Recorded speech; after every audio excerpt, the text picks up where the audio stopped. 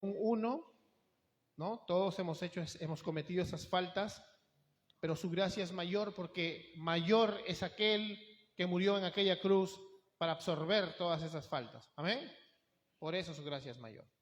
Vamos a dar lectura, antes de orar, a la carta a los romanos. Seguimos con nuestra serie de la carta a los romanos. En el capítulo 3 estamos, desde el verso 21 hasta el verso 31. Vamos a dar lectura a la palabra santa del Señor. Amén. A ver, en sus Biblias me acompañan. Romanos 3, verso 21. Dice así: pero ahora, aparte de la ley, se ha manifestado la justicia de Dios, testificada por la ley y por los profetas, la justicia de Dios por medio de la fe en Jesucristo para todos los que creen en Él, porque no hay diferencia. Por cuanto todos pecaron y están destituidos de la gloria de Dios, siendo justificados gratuitamente por su gracia, mediante la redención que es en Cristo Jesús, quien puso como propiciación por medio de la fe en su sangre, para manifestar su justicia a causa de haber pasado por alto en su paciencia los pecados pasados, con la mira de manifestar en este tiempo su justicia, a fin de que Él sea el justo y el que justifica al que es de la fe de Jesús. ¿Dónde pues está la jactancia? Queda excluida. ¿Por cuál ley? ¿Por la ley de las obras? ¿Por la de las obras? No, sino por la ley de la fe. Concluimos pues que el hombre es justificado por fe sin las obras de la ley. ¿Es Dios solamente el Dios de los judíos? ¿No es también Dios de los gentiles? Ciertamente también de los gentiles, porque Dios es uno y Él justificará por la fe a los de la circuncisión y por medio de la fe a los de la incircuncisión. Luego, por la fe, ¿invalidamos la ley? En ninguna manera, sino que confirmamos la ley. Hasta acá la santa palabra de Dios. Inclina tu rostro, vamos a pedirle al Señor que nos ayude esta mañana. Padre Santo, te damos gracias en el nombre de Cristo Jesús por tu palabra, Señor, por tu voz inspirada por el Espíritu Santo. Ayúdanos, Señor, a entender lo que tú quieres que entendamos para poder vivir como tú quieres que vivimos, Señor. Que esta palabra quede en nuestro corazón para ser practicada, para ser vivida, atesorada, Señor. Gracias, Padre, en el nombre de Cristo Jesús. Amén. Amén. Bien, estábamos en esta serie, en estos 3 primeros capítulos, viendo cómo el apóstol Pablo nos muestra las grandes verdades del Evangelio, ¿no? Para empezar, nos enseña que el ser humano está totalmente caído. Amén. Nos enseñó la culpabilidad, la realidad. ¿Cuál es la realidad del ser humano sin Cristo? Cuando no lo conocíamos, ¿no? Y podíamos hacer un paralelo con Efesios, ¿no? En Efesios dice que estábamos muertos en nuestros delitos y pecados, arrastrados por la corriente de este mundo, esclavos de Satanás, esclavos de las pasiones. Y acá en Romanos da un diagnóstico entre el verso 18 y 32 del capítulo 1, donde detalla los frutos de ese corazón y prácticamente está detallando la humanidad, ¿no? Tú te pones a leer, te das cuenta que está hablando de los pecados de la humanidad. Todos de alguna manera hemos cometido esos pecados, ¿no? Alguno dirá, pero ahí dice asesinos y yo no he matado. Aquel que aborrece a su prójimo es un homicida, dice Jesús. No, pero yo no le he sacado la vuelta a mi esposa. Aquel que miró a una mujer para codiciarla y adulteró con ella. En sí, como dice la misma palabra, tanto judíos como gentiles están todos bajo la culpa. No hay forma de escapar. Amén. Nadie se puede justificar delante de Dios. Nadie puede justificarse. Tanto judíos como gentiles. Por si acaso, si eres nuevo en la fe, gentiles no es una persona muy amable, ¿no? Así que está por ahí. No, gentil es una persona que no es judía. Los judíos le decían gentiles a los que no eran judíos. A veces le decían cosas más fuertes como perros, paganos, pero era gentil, ¿no? O sea, aquel que no es judío. Todos son culpables. Y aquí justamente viene el capítulo 2, el comienzo del capítulo 3, donde nos muestran al pagano, ¿no? El pagano que incluso hace cosas buenas, el moralista, ¿se acuerdan? El moralista, ¿no? El moralista que dice, pero yo no he hecho nada malo, también era culpable. Y luego viene el judío, ¿no? Que conoce la ley, que tiene los profetas, que ha tenido ese privilegio de haber nacido en ese tiempo en el pueblo que tenía el pacto con Dios y lamentablemente rechazaron al Mesías. De nada sirve todo eso, ¿no? Entonces, tanto judíos como gentiles, todos están bajo la condenación. No hay justo ni aun uno. ¿Se acuerdan que estudiamos? No hay justo ni aun uno. No hay quien haga lo bueno, no hay quien entienda, no hay quien busque a Dios. No hay ni siquiera uno, dice. Por eso tuvo que venir Cristo, porque el Señor sabía que era imposible para nosotros poder cumplir el estándar de la ley. Entonces vamos al verso 21 y 22. Dice que ahora, después de todo lo que hemos estudiado en otros capítulos, seguimos en el 3, pero dice, pero ahora, después de todo lo que hemos visto, que no hay ningún justo, que ni judío ni gentil es salvo, después de haber visto los frutos de esa caída, pero aparte de la ley, se ha manifestado la justicia de Dios testificada por la ley y los profetas. La ley era la justicia de Dios, la cual realmente ninguno de nosotros podía alcanzar porque no la puedes cumplir. Pero hay otra forma de cumplirla, y esta no es una noticia nueva. Recuerda que Pablo, cuando empezamos en el verso 1, él dice que es esclavo de Cristo, ¿no? Él dice que es esclavo de Cristo y eso significa de que él no tiene una agenda propia.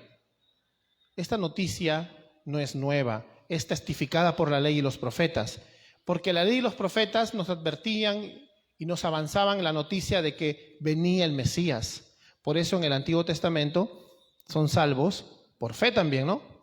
Entonces, esto no era una noticia nueva, ¿no? El apóstol Pablo no estaba trayendo una distorsión del judaísmo, ¿no?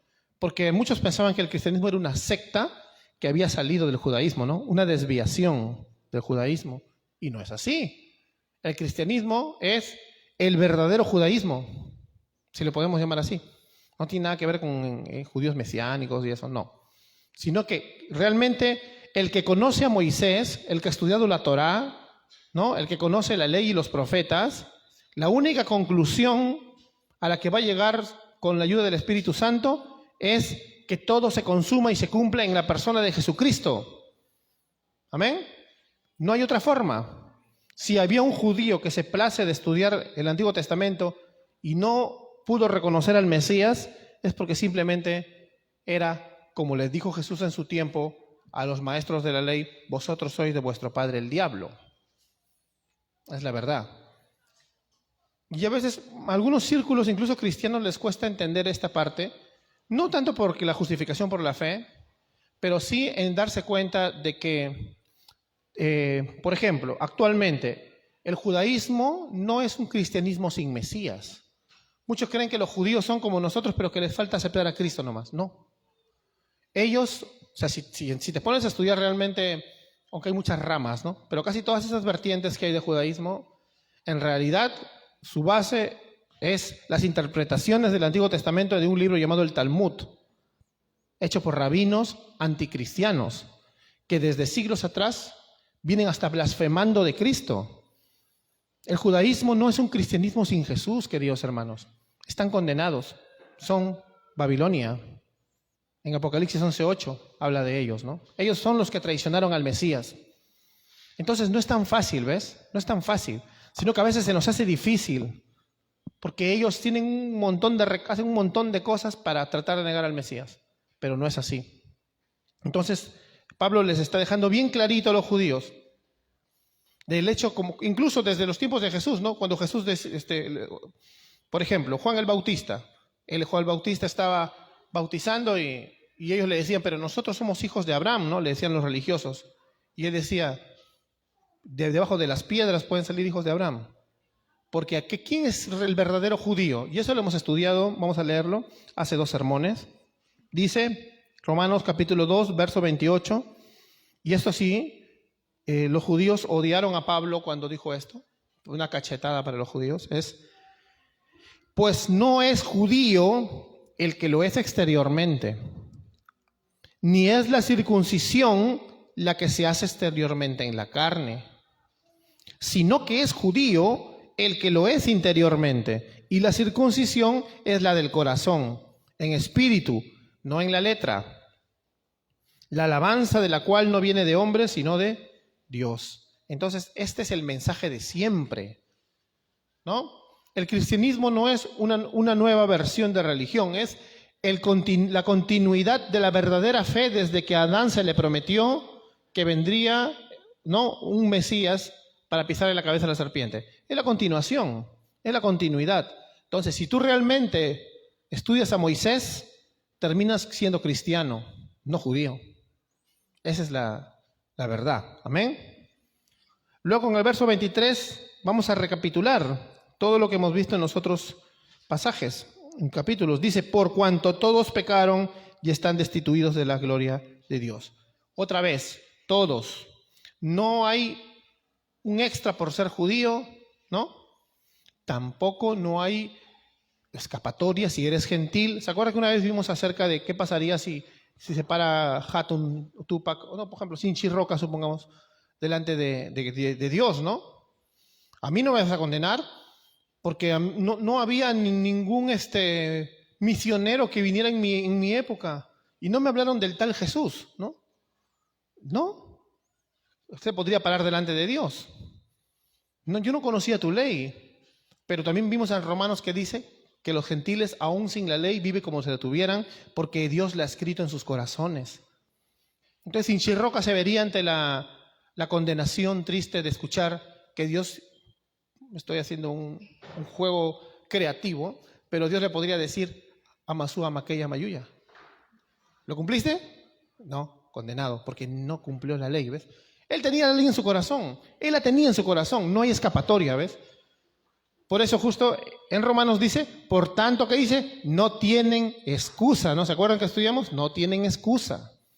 Es el mismo mensaje de siempre. Todos somos culpables. No solamente Sinchi Roca, los peruanos, los griegos, los hombres que vivían en el África en ese tiempo.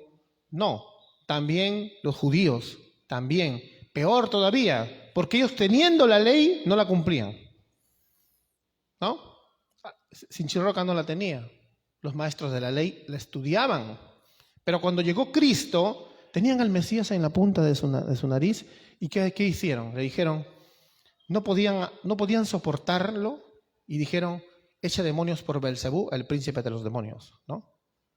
O sea, no solamente no lo aceptaron, sino que lo rechazaron intencionalmente y con ira,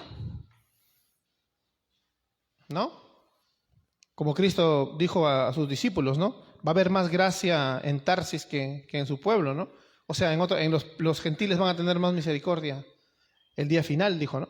Entonces, recapitulando en el verso 23, dice, por cuanto todos pecaron y están destituidos de la gloria de Dios. Verso 24, escucha, siendo justificados gratuitamente por su gracia.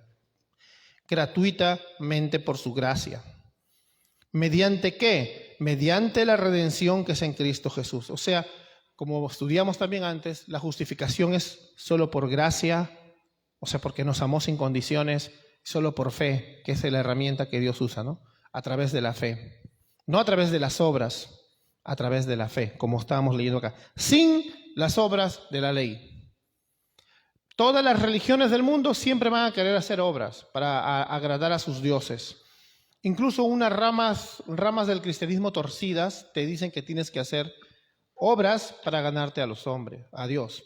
Los judíos también pensaban lo mismo. Los judíos que se cristianizaron en el siglo I, una rama que hasta ahora queda por ahí, los judaizantes, creen en eso. O sea, que está bien ya, yo me vuelvo cristiano, pero luego tengo que comenzar, ¿no? A comenzar a hacer los ritos de los judíos, ¿no? A comenzar a hacer esas prácticas judías para acercarme más a Dios. Esa es una visión bastante pagana.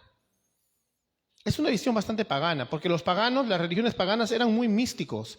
En Cristo, hermanos, nuestra relación con Él no es mística. Me acuerdo hace un par de años que había un hermano que me decía de que, un hermano como que en los locales de las iglesias no se siente el fuego. La relación con Dios no es emocional nada más. Ustedes saben que yo no creo en anular nuestras emociones, ¿eh? Ya saben que no. Pero tú no puedes partir de eso. Tu relación en Cristo está marcada en un pacto. Tú estás en pacto con Dios, ¿entiendes? Porque si estuviera basada en nuestras emociones, por eso de ahí te deprimes, pues. No, si estuviera basada en nuestras emociones, va a haber momentos donde no vas a sentir nada. Y no es el local que se ha congelado, tú te estás congelando. Y este es el problema. Las religiones paganas son místicas. Siempre han tratado de buscar, por ejemplo, un momento especial para conectar con Dios. Y nosotros a veces podemos haber absorbido mucho de eso para el cristianismo evangélico, ¿no? En un momento que no tiene nada que ver con las oraciones, los ayunos que hagamos, sino es un momento muy místico, paranormal ya, ¿no? Y no es así. Tú tienes que orar sabiendo que estás en pacto con Dios, que Él es tu refugio, que tú estás en Él. Por eso tienes que aprender la justificación por la fe. Si tú no aprendes estas doctrinas básicas, no vas a sentirte seguro ni cuando oras, ¿no? ¿Tú te sientes seguro? ¿Sabes qué dice 1 Corintios 12, del 12 al 13? Que estás sumergido en Cristo y que Cristo es el que ha pagado el precio por tu pecado y que por tanto estás en pacto con Él y que nadie te saca de tu mano, Juan 10. O sea, ¿estás basando tu fe en presuposiciones bíblicas o en lo que sientes? Engañoso es el corazón más que todas las cosas y perverso, ¿no? ¿Quién lo conocerá, queridos hermanos? Entonces, para que tú creas lo que dice la palabra en este momento, que esta es una gracia gratuita y no merecida, conoce las grandes doctrinas de la Biblia más a profundidad. Acá las hemos enseñado mucho tiempo y no me voy a cansar de que las enseñemos, porque del conocimiento de las grandes verdades de las Escrituras va a estar la solidez de tu fe. ¿Amén? Tú necesitas estar sólido, bien parado, construir tu casa sobre la roca, no sobre la arena. Para no perder la esperanza, construyela sobre la roca. Yo no me voy a cansar de tratar de, incluso en mi día a día, de tratar de presuponer con la Biblia, presuponer con la Biblia, no con lo que siento, a mí lo que siento no me importa. A veces yo soy así, ya lo saben. Porque te puede engañar tu corazón. ¿Y de ahí qué pasa? Problemas, tristezas, vacíos y arrepentimiento, porque eres cristiano, ¿no? Pero ya perdiste tiempo. No pierdas tiempo. No pierdas tiempo. Mira, por ejemplo, hace un tiempo le digo a un hermano X que tiene potencial, y tenía el tiempo. ¿Por qué no haces un grupo? ¿Por qué no discipulas? Estoy desanimado. A todos nos puede pasar, yo también me he desanimado. Pero ahora, ¿por qué estás desanimado? Cuando me comentó, en ningún momento él estaba construyendo su casa sobre la roca. Sí, es más, en sus respuestas vi que había olvidado por completo que él está en Cristo, que su justificación está en él. Todas sus presuposiciones eran burbujas. Es como estar parado así en papel higiénico mojado. De hecho, que te vas a caer, pues. Y este es un hermano bueno. Sino que así estaba, pues. ¿Y cuánto nos ha pasado, no? Nosotros también podemos construir así. A mí me pasó un montón de veces. Y no te das cuenta. Porque no te estoy hablando por eso que tú estudies las grandes doctrinas de las Escrituras como la justificación, el nuevo nacimiento, que lo enseñamos en el discipulado, o sea, básico. Porque si tú lo tienes solamente como un bosquejito en tu corazón, no te va a servir. Tienes que meditar en esas verdades. Medita en esas verdades. Medita cómo es que yo estaba muerto y Dios me hizo nacer de nuevo. Cómo ahora soy una nueva criatura. Cómo el propósito de Dios ahora es su gloria en mi vida. ¿Qué es gloria? Que Dios pese. ¿Cuánto pesa Dios en tu vida? ¿Ves? Así sigues avanzando, ¿no? ¿Y cómo es que me perdonó cuando yo era pecador? ¿Cómo me perdonó? Proverbios 17:15 dice que el que perdona al injusto es abominación a Dios. Entonces, ¿cómo Dios va a perdonar a un injusto? Porque alguien tiene que pagar, ¿ves? Y ahí te das cuenta cómo Cristo tuvo que morir por ti. Y te sientes agradecido. Y sigues avanzando en la meditación y dices, entonces mi justificación es un regalo por la fe, nada más. Porque ya hay alguien que te pagó el boleto, ya te pagaron la fianza para que te saquen de la cárcel, del infierno. Tú no tienes que hacer cosas, solo recibirlo. ¿No? Así como un pordiosero, como Lázaro cuando recibía las migajas que caían de la ventana del rico, así nada más. Porque Lázaro no podía hacer más que esto. Tú también eres así, ¿no? Incapaz. Ahora, cuando te comienzas a meditar en toda esta reflexión teológica, mira, meditas y te dices, eso me refuerza, ¿ves? Yo puedo más que lo que podría hacer siendo un religioso que se cree que se gana su salvación por obras o que se la mantiene su salvación por obras. Puedo hacer mucho más siendo humilde y reconociendo la gracia de Dios y presuponiendo a partir de esas doctrinas, ¿ves? Voy a ser más fuerte. Voy a comenzar a avanzar más.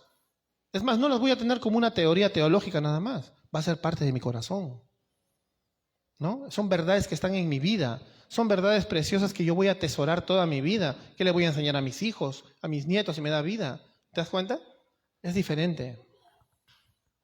Entonces, eso es lo que el Señor quiere de nosotros. Que entendamos que es gracia gratuita, ¿ves? En todo lo que acabamos de hablar ahorita te das cuenta que todo es gratis, gratis, gratis, gratis. Porque Él ha hecho todo. Había un pastor, lamentablemente ha tropezado terriblemente, pero yo ya notaba un tufillo de dificultad en lo que hablaba. ¿Cómo le vas a decir a un inconverso? Mira, si tú no fueras cristiano en este momento y me estás visitando, si tú no eres creyente, yo no te voy a decir, Cristo te va a costar todo, porque Cristo no cuesta nada. Bueno, a nosotros no, a ti no te va a costar, porque Él mismo, a Él le costó todo, Él se dio por sí mismo, Él se dio por sus ovejas. ¿Entiendes? Ese es gratuito, ¿ves? Gratuito para nosotros, pero alguien tuvo que pagar por tus pecados, que era impagable para nosotros, pero el Señor, siendo el mismo Dios, la segunda persona de la Santísima Trinidad, recibió ese castigo en la cruz por ti, ¿ves? De modo que ahora está pagado, y por eso Él cuando expiró dijo, consumado es, está listo. Ahora cuando tú ya eres cristiano, y eso lo podemos ver con muchos de nosotros, la mayoría somos creyentes, ser conformado a Cristo, la santificación, te cuesta todo, ahí sí, porque vas a tener que morir, cortarte el brazo, el ojo, ahí sí, te va a costar todo lo que este mundo te ha metido desde antes, ¿no? Todo lo que tu carne quiere para mal, todo lo que rompe la ley de Dios, ser conformado a Cristo. Nunca confundamos el precio de la conformidad a Cristo, de la santificación, con el de la salvación. El de la salvación es gratis.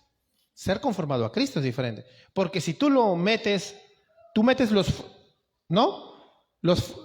los frutos y el trabajo de Dios en tu vida para hacerte más a la imagen de Cristo y le dices eso a una persona que no es salva, se va a frustrar. ¿Quién puede llegar al estándar para poder ser salvado? Eso significaría decirle a las personas que se salvan por obras, ¿ves? Y nadie se salva por obras. Si es por obra, si es por obra, como dice la Biblia, ya no es por gracia. Y si es por gracia, ya no es por obras. No puede ser con los dos. Gracias al Señor que es por gracia. Amén. Gratuitamente, dice acá la palabra, dice, siendo justificados gratuitamente. Gratis. Por su gracia. ¿Ves? Gracia gratuita.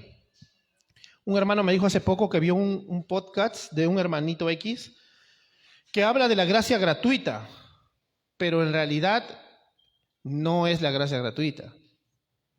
Hay un hermano X que se pone por ahí.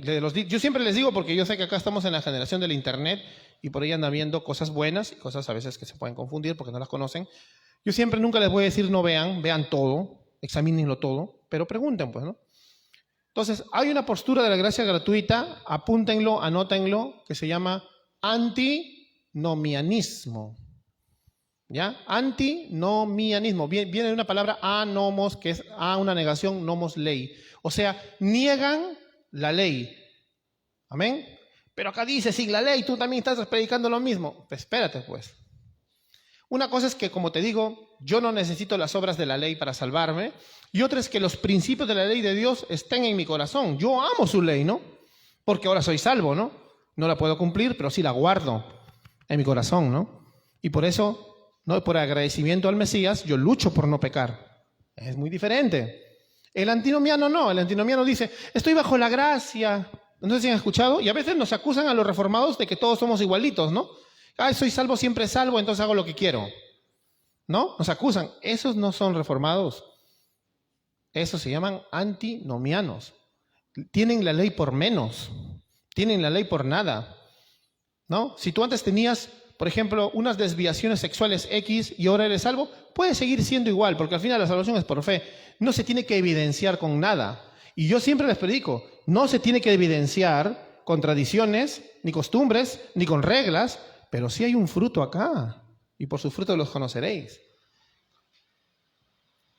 Hay un fruto en la Biblia. Con el que no estoy de acuerdo es con los frutos que te imponen, ¿no? Las religiones, o hermanos sinceros, pero que tienen un paradigma, ¿no? Eso siempre ha habido. Lee Colosenses, ¿no? Hermanos que le decían, no hagas esto, no hagas esto.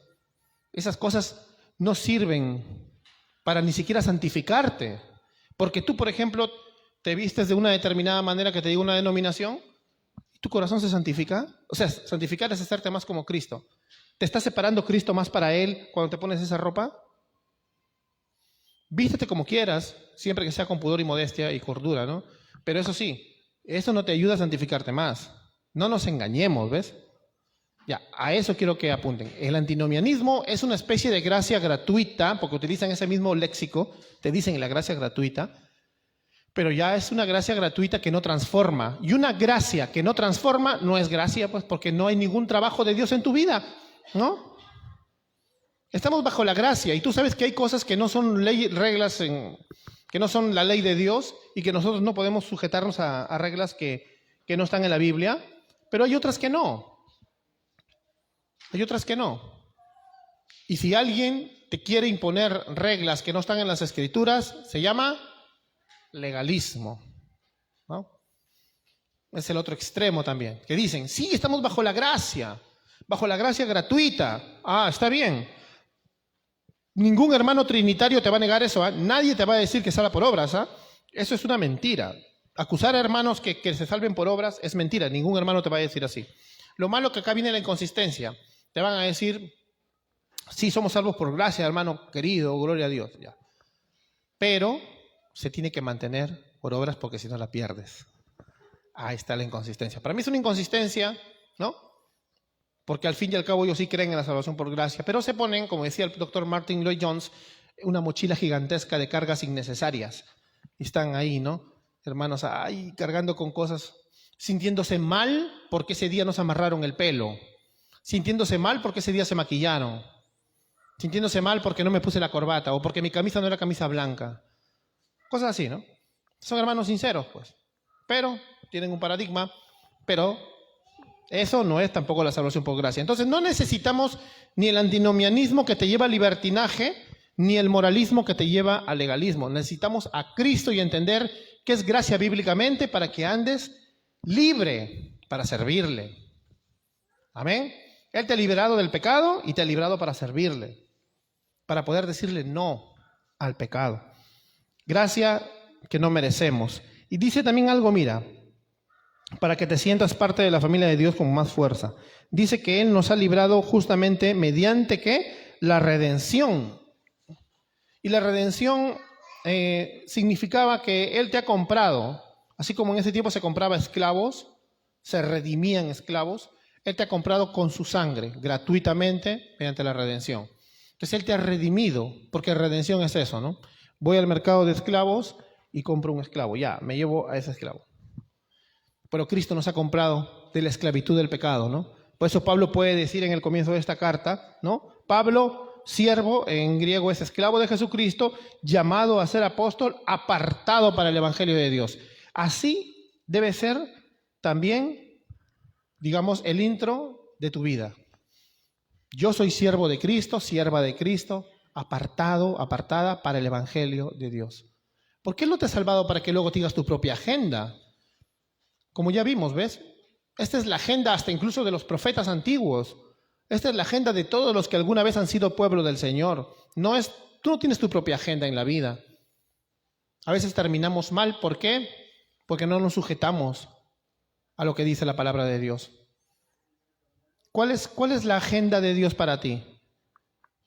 ¿No? Que prediques su evangelio y que Él se glorifique en tu vida.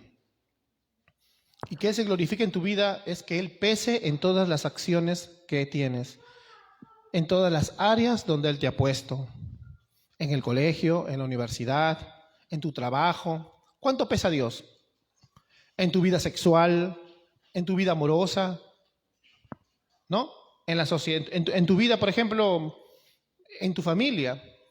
Hay gente que es muy piadosa. ¿Cuántas veces hemos visto películas? Había una película que me daba risa, pero después me ponía a pensar que es cierto, ¿no? Se llamaba ¿cómo se llama esta película? ¿Te acuerdas, Michael, de esta película donde había un pastor con su hijo, un montón de casos así de una iglesia?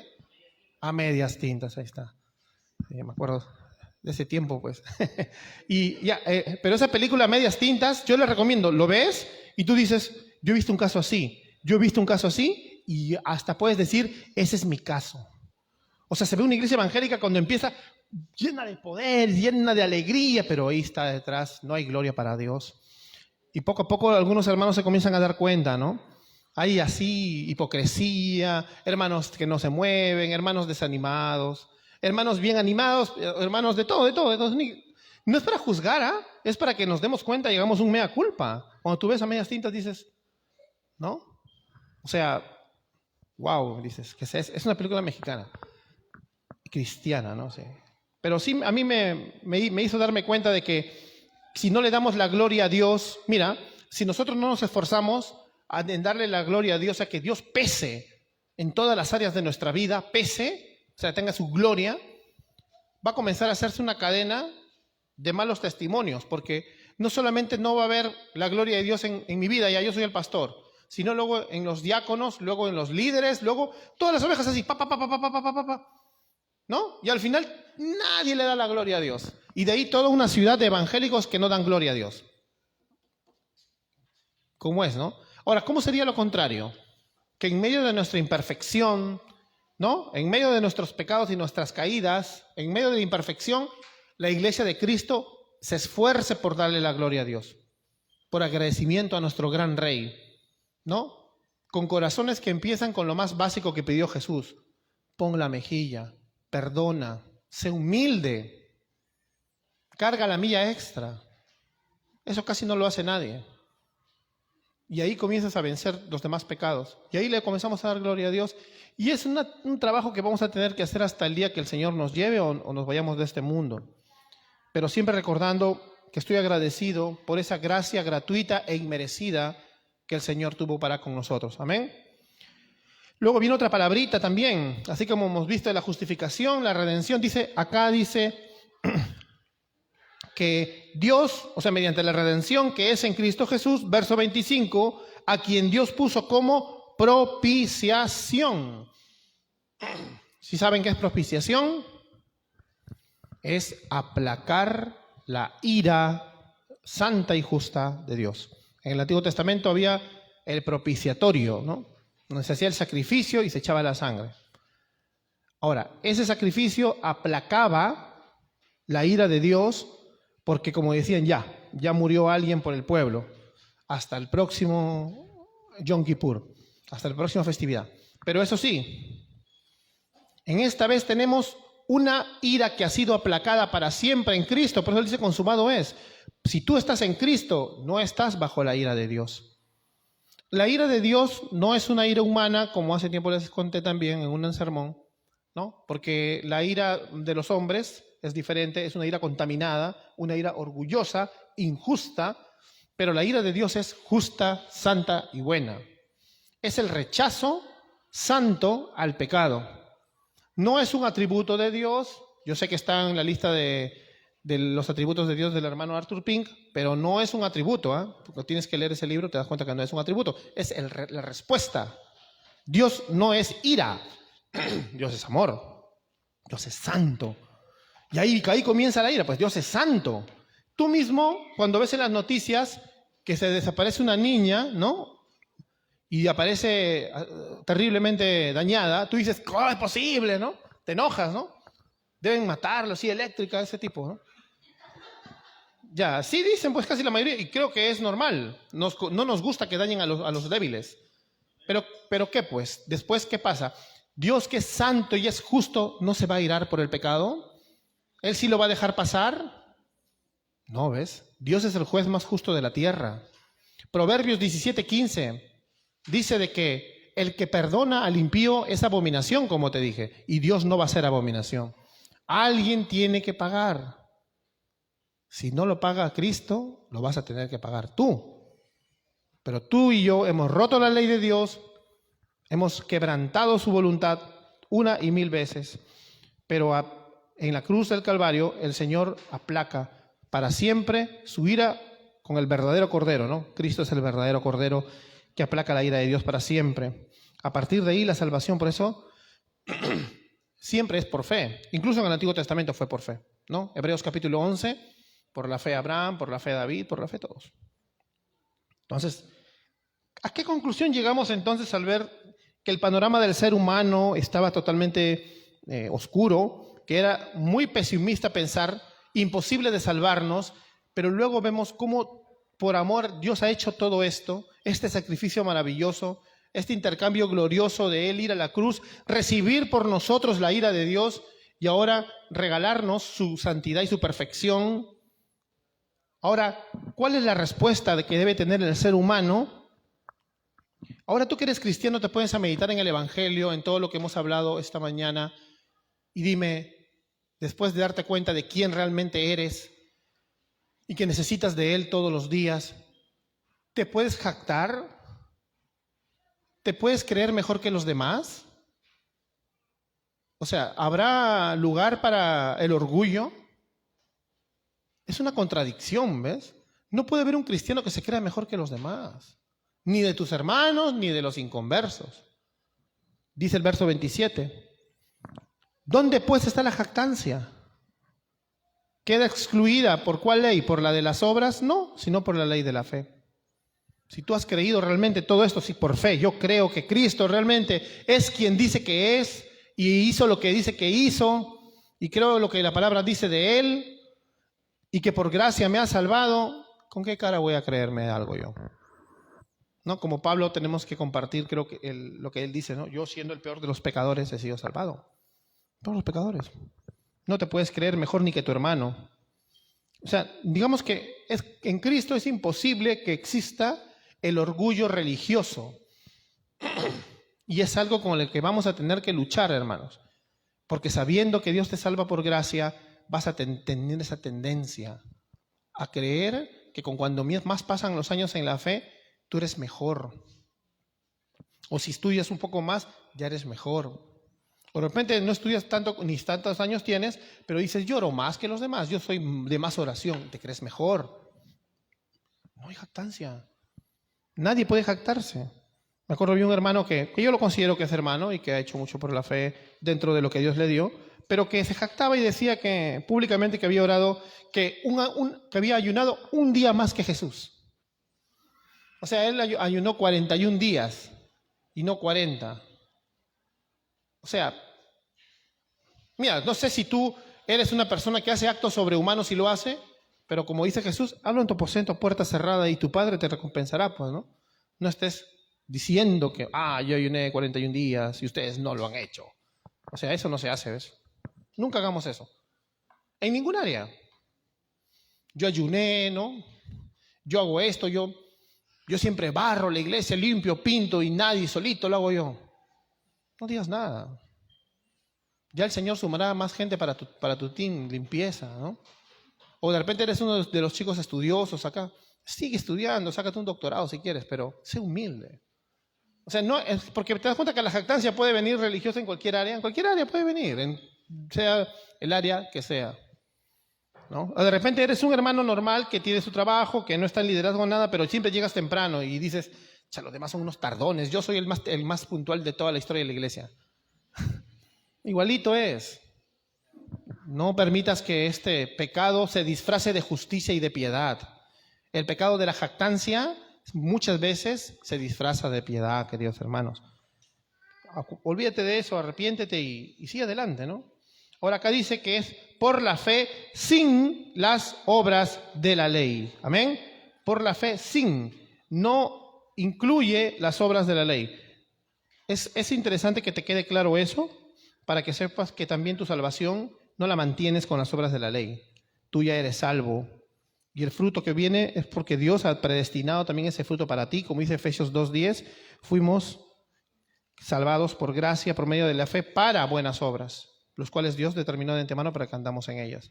Así que si realmente Dios ha hecho una obra en tu vida, tú vas a tener buenas obras. Y no te estoy hablando del moralismo, de obras moralistas, que sí, porque dentro del fruto del Espíritu Santo hay benignidad, ¿no? Sí, claro, pero lo más evidente es, creo, el dominio propio, la paciencia, el perdón, esas cosas que son más difíciles, ¿no? Amén. Sin las obras de la ley. Para terminar, del verso 29 al 31 nos muestra y dice que ¿es Dios solamente Dios de los judíos? Tienes que ver cómo Pablo siempre hace ese énfasis contra los judíos, porque en el siglo I estaba muy fuerte esa corriente de los judaizantes, a judíos que se habían hecho cristianos, pero que querían incluir siempre sus costumbres judías a la iglesia, y que incluso ellos sí tendían esa idea de superioridad.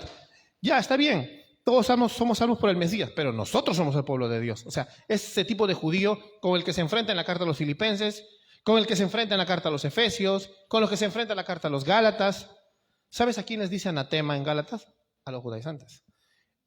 Ellos eran los que estaban trayendo el evangelio diferente. Y les dice anatema, ¿no? Entonces, era muy fuerte. Y justo a ellos les dice, la gracia es universal. Apocalipsis 7:9, la iglesia está adorando y dice, tú nos has redimido de todo pueblo, raza, lengua y nación. No, es para todos, no es solo para nosotros. Primera de Juan capítulo 2:2, sino para todo el mundo. ¿No? Esa es la realidad con la que lamentablemente los romanos tuvieron que enfrentarse y nosotros hemos tenido que enfrentarnos. La realidad del antinomianismo y la realidad del legalismo por el mal entendimiento de lo que es la gracia de Dios. Eso es algo que lamentablemente en nuestros días no se ha ido. Muchos hermanos sinceros están cayendo en este tipo de, ¿cómo te puedo decir?, de errores, porque no comprenden el significado central de qué es gracia, de qué es gloria, como hoy día hemos visto, ¿no? Que es gratuita. Entonces nos vamos a veces para el lado del liberalismo, o sea, del libertinaje, del antinomianismo, de tener la ley por poco, ¿no? Ya no estoy bajo la ley, estoy bajo la gracia, ¿no? Y por otro lado me voy a este lado y me vuelvo y digo, no, yo no estoy bajo, yo estoy bajo la gracia también, y no soy legalista, yo no quiero que comas panes de la proposición o que celebres las fiestas judías, no, eso lo hacen los legalistas. Mañana se viene con falda, afeítese. Así ves, comienzan así, ¿no? Claro, creen que porque no judaizan, no están poniendo reglas a la gente, ¿no? Deja que la gente, si quiere, se venga con su falda cuando quiera, ¿no? Si viene con falda, que viene con falda es porque ellos quieren. Eso no está en la Biblia. Sí, como pastor o como hermano puedes exhortar a alguien que no se viste con decoro, que es otra cosa. Pero que te vistas conforme a las Escrituras es con decoro, con pudor y modestia, nada más. Y eso va para los varones también. Bueno, ahora para terminar, para concluir, ¿cómo podemos vivir a la luz de esta verdad de que Dios nos ha salvado gratuitamente y que a veces nuestro corazón no lo quiere aceptar y nosotros mismos nos llenamos tanto de reglas que hasta tú mismo te boicoteas y te frustras? No sé si te has dado cuenta. Dices, ya la malogré, no cumplo el estándar, no estoy con todo, no puedo, ya no doy más ya, porque no estoy bien. Pero ¿en qué no estás bien? ¿Estás en Cristo? Si estás en Cristo estás bien. ¿No? ¿En qué no estás bien? Cuando cometes un error es fácil pensar que ya perdiste todo, que ya echaste a perder el ministerio, tu vida. Y Dios siempre nos trae esperanza. Hay mucha gente que ha tropezado y a veces con consecuencias y ya no vuelven a la fe, simplemente. O sea, dicen sí creo en Dios, pero como que en el fondo son hermanos que simplemente son soldados caídos, son parte de nuestro cuerpo, pero simplemente sienten de que si van a congregar la van a volver a malograr y Satanás es muy rápido para comenzar a convencernos de que sí, ya no regreses. Pero si tú les preguntas, ellos sí creen en Cristo todavía. O sea, no han abandonado la fe, pero han abandonado el luchar por servirle a Dios. Entonces, debemos buscar que nuestro corazón nunca caiga en esto y animar a los hermanos que se encuentran en este estado. Ellos necesitan ser rescatados para que vuelvan como antes a servirle al Señor. Amén. No es una cuestión de que sirvan como si fueran, digamos, los soldaditos del ejército de Dios, no, sino que ellos fueron diseñados para eso, ¿no? Tú fuiste diseñado para servirle en el área donde Dios quiere, ¿no? Entonces no importa lo que hayas hecho, no importa de dónde estás caído, no importa de dónde Dios te tenga que sacar, si tú estás en su mano, Él te va a usar y el deber de nosotros es estar dispuestos para servirle. Generalmente, como te repito, a veces muchos hermanos creen que los errores son demasiado fuertes como para volver, ¿no? Se han autodescalificado. Ahí está, así. Hay que entender que Él nos ama demasiado. No podemos permitir que este tipo de depresión espiritual nos desvíe, ¿no?, del plan que tiene Dios para cada uno de los que están en su pacto, o sea, nosotros, los cristianos. Entonces, la gracia de Dios, así como cuando fuimos salvos, es para los que no lo merecen. Por eso, como hablamos hace rato, es gracia gratuita. Si tú eres cristiano y has tropezado y sientes que no lo mereces, para ti es la gracia, pues. Y si no eres creyente el día de hoy y conoces tu condición y sabes que no lo mereces, yo tampoco lo merecía, ni ninguno acá. Creo que acá todos somos, los que somos creyentes, podríamos dar testimonio cómo Dios nos llamó en el momento más oscuro, ¿no? En el momento en que estábamos peor. A mí me llamó en el momento en que me iba a morir por mi propia culpa. Y así muchos acá, ¿no? En ese momento, cuando ya estás a punto de enterrar el pico, es donde el Señor te llama.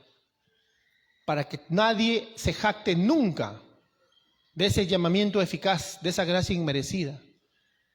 Así que te digo que la palabra dice en Apocalipsis 22, 17, que el que quiera que venga y tome gratis del agua de vida, gratuitamente.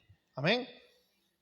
Entonces, acuérdate de eso, ahora que eres creyente y si por ahora te sientes frustrado porque has fallado o no te sientes animado, ven y sigue bebiendo de esa agua gratuitamente. Esa agua no es de 1 litro nada más, es eterna, sigues y sigues y sigues. Ven, párate debajo de la catarata de la gracia para que te llueva gracia sobre gracia durante toda tu vida.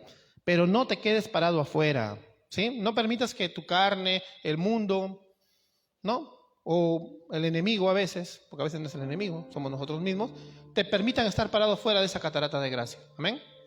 Ponte de pie.